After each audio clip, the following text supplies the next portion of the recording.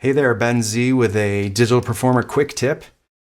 Digital Performer has an incredibly customizable workspace, completely unconstrained. You can set it up however you want, and with that comes the ability to kind of make a mess of things. So I believe it's very important to have a kind of a home-based starting point for how your windows are set up in Digital Performer, because the environment within Digital Performer is so flexible. There's so many windows. Are they in the consolidated window? Are they on a second display? Are they on a third display?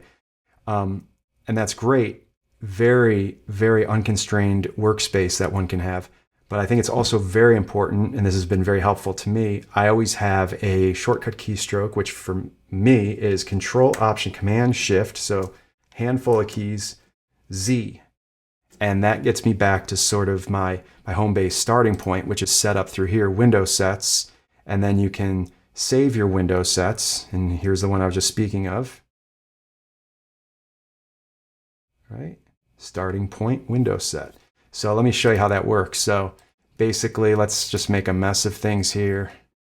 Put this here. Let's put the channel strip up here. Yada, yada, right? Everything's everywhere. And you know, it's just a mess. Let's get rid of this. And all I have to do is hit Control Option Command Shift Z, and it takes a moment. And now everything is where I want it. I got my console controls here, my chunks window, channel strip.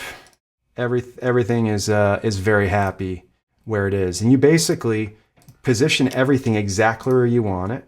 And you come into window sets, and you do save window set, and then you assign a command to it, which shows up here, and it would also be in the commands window.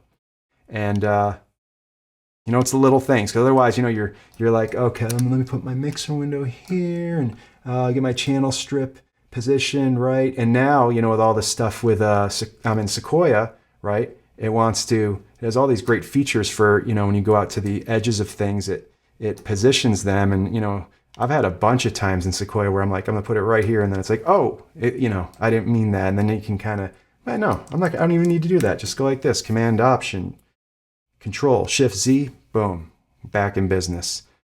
Hope this was helpful.